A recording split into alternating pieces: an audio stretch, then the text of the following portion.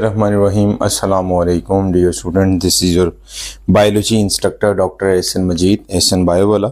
आज की इस वीडियो के अंदर हम जिस तरफ जा रहे हैं, जो लेक्चर हमारे पास है, बल्कि जो लेक्चर है that one is basically a nucleic acid। ठीक है, सबसे पहले आपने याद रखना है फ्रेडरिक मिक्सचर एक साइंटिस्ट था 1869 के अंदर। उसने इसको पस सेल्स के न्यूक्लियस से लिया था और उसका जो नेचर था वो एसिडिक था और एसिडिक होने की वजह से उसने उसका नाम दे दिया था that is a nucleic acid. इसको वैसे फिश के स्पर्म में भी देखा गया था, ये भी आप एक्स्ट्रा चीज़ में सेकेंड ईयर में बात लिखी गई है। That is also extract from the fish sperm. Fish के स्पर्म के अंदर देखा गया, उसका भी जो नेचर था that was acidic, so that's why this is called nucleic acid. How many components of nucleic acid? That is DNA and RNA. ठीक है, जिस तरह कि आपकी बुक में लिखा होगा कि डीएनए कहाँ कहाँ पर मौजूद है, ये भी बात याद रखिएगा कि जो डीएनए है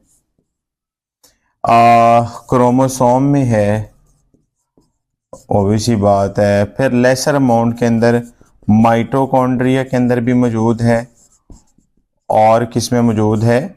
क्लोरोप्लास्ट में मौजूद है। ठीक है, इसके अलावा आरएनए जो है ये न्यूक्लियोलस हो गया। न्यूक्लियोलस के अलावा साइटोसोल रीजन में न्यूक्लियोलस, हाँ राइबोसोम में और कुछ some other parts of cells में भी मौजूद होता है। तो ये चीज़ एमसीक्यूज में न्यूक्लियस में भी मौजूद है, दैट इज स्पेसिफिक डीएनए।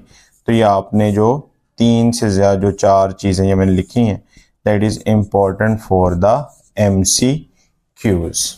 ठीक है, डीएनए के भी आगे सब यूनिट्स होते हैं, मसलन इनके रिपीटिंग यूनिट्स जिनको हम कहते हैं बाद में न्यूक्लियोटाइड्स।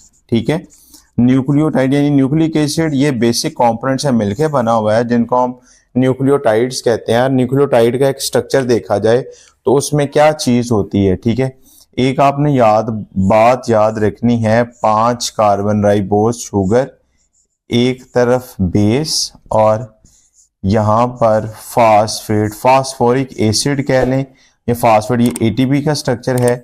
यहाँ पर H3PO4 फास्फोरिक एसिड लग जाए तो उसको हम कहते हैं न्यूक्लियोटाइड्स। ठीक है, अच्छा जी, ये तो हो गया न्यूक्लियोटाइड के बारे में। अब ये ही बातें आप मैट्रिक क्लास में पढ़ के आए हैं कि एडेनिन, ग्वानिन, थायमिन, साइटोसिन, और यहाँ पर 2 तरह की बेसिस होती हैं, एक होती हैं प्यूरिन्स और एक होती हैं पायरामिडीन्स। प्यूरिन बेसिकली होती हैं डबल रिंग और पायरामिडीन्स होती हैं these are the single ring.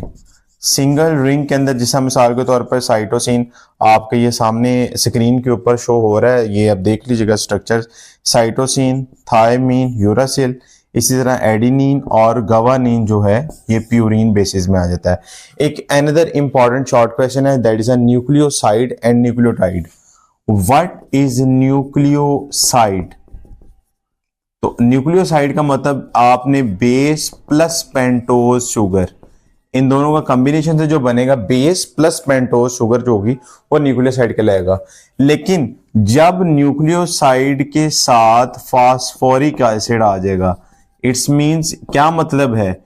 Base है, पेंटोज है, फास्फोरिक एसिड आ गया, तो उसके बाद इस कॉम्बिनेशन को हम कहेंगे that is called nucleotides. Purines क्या होती हैं, पायरामिडीन्स क्या होती हैं, ये भी डिस्कस कर लिया। फिर हमने कहा कि भाई न्यूक्लियोसाइड क्या है और न्यूक्लियोटाइड्स क्या है। न्यूक्लियोटाइड्स हमारे पास 4 तरह के होते हैं, वो डीएनए के अंदर डी एडिनोसिन मोनो, एएमपी के साथ लिखा होगा, adenosine monophosphate, guanosine monophosphate, cytidine monophosphate, thymidine monophosphate, uridine monophosphate. अगर वो आता है ये तो डी डीएनए होगा इस वजह से अगर वो आरएनए के अंदर आएगा तो फिर ऑब्वियसली बात न्यूक्लियोटाइड यूरिडीन भी आ सकता है, उसके ऊपर भी डिपेंड करता है, क्योंकि हम जिनके अंदर स्ट्रक्चर्स में पढ़े हैं। ठीक है, बहुत ज्यादा चीजें इसमें आगे जाके लिखी होंगी और साथ में आगे जाके एमसीक्यूज भी लिखा हुआ है इसके पैराग्राफ में कि NAD निकोटीना एडिनिन डाई न्यूक्लियोटाइड, ये एक डाई न्यूक्लियोटाइड है। यानी अगर ऑब्वियसली बात है एक दूसरे के साथ मिलेगा तो दो ट्राई टेट्रा पेंटा इस तरह डिफरेंट न्यूक्लियोटाइड बनते जाएंगे। और ये NAD एक इंपॉर्टेंट एमसीक्यूज भी है, this is a coenzyme.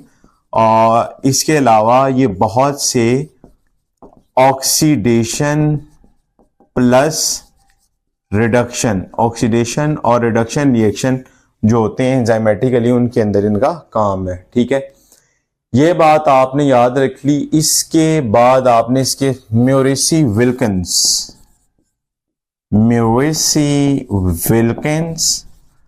And Rosalind Franklin, इन्होंने दोनों ने मिलकर, ये दोनों एक दोस्त थे, इन्होंने मिलकर एक फिनोमिना किया था जिसका नाम था that was X-rays diffraction. X-rays करके देखा उसको। ठीक है, एक्स-रे से बाद चेक किया तो उसने जो रिसर्च की, इस रिसर्च को दो साइंटिस्ट थे 1953 के अंदर, James Watson and Crick. Watson और क्रिक ने क्या किया था, इन्होंने क्या किया कि इन्होंने डीएनए डबल हेलिकल स्ट्रक्चर को एक्सप्लेन किया कि ये डीएनए जो है ये एक कौन सा है, this one is a helical structure. ठीक है, और इसके ऊपर जो एक लेयर मैं बना रहा हूं, इसमें दो चीजें इसके सामने हैं। एक उसमें आ जाती है पेंटोस शुगर, शुगर, यानी एक पेंटोज है, शुगर है, वो इस तरह करके। और दरमियान में बेसिस हैं, ए और टी के दरमियान बॉन्ड, जी और सी के दरमियान में, ए और टी के दरमियान में डबल बॉन्ड है, जबकि जी और सी के दरमियान ट्रिपल बॉन्ड है। और इस बॉन्डिंग हम कहते हैं दैट इज हाइड्रोजन बॉन्डिंग। कितने हेलिक्स में, 10 base pair in each helix, उसको वो 34 एंगस्ट्रम कहती है। और बुक आपकी जो डिस्कस करती है 1 एंगस्ट्रम जब 1 मिलियंथ ऑफ द सेंटीमीटर के बारे में लिखा होगा। हाइड्रोजन बॉन्डिंग, यानी ये हाइड्रोजन बॉन्डिंग आपस में इनको क्या रखता है, होल्ड करके रखता है। डीएनए का स्ट्रक्चर एक कॉइल और हेलिकल फॉर्म में। इस एक डीएनए के साइज को मेजर करना हो ना, तो सेकेंड ईयर की बुक चैप्टर 20 क्रोमोसोम डीएनए के अंदर टॉपिक नंबर 3 के अंदर फर्स्ट पेज पे लिखा गया, अगर आपके पास 500 बुक्स हो, 1000 पेजेस एक बुक हो, और उसके ऊपर 1000 ही तकरीबन वर्ड्स लिखे हों एक पेज पे, ठीक है, तो 250 प्रिंटेड बुक्स हों, ये एज इट इज लिखा हुआ है। 250 प्रिंटेड बुक्स हों, हर बुक के 500 वर्ड हों और हर पेज के ऊपर 1000 अल्फाज हों, तो तब भी जाकर डीएनए सैंपल यानी कंप्लीट करना बड़ा मुश्किल है। लेकिन अल्लाह पाक ने हमारे एक जो है ना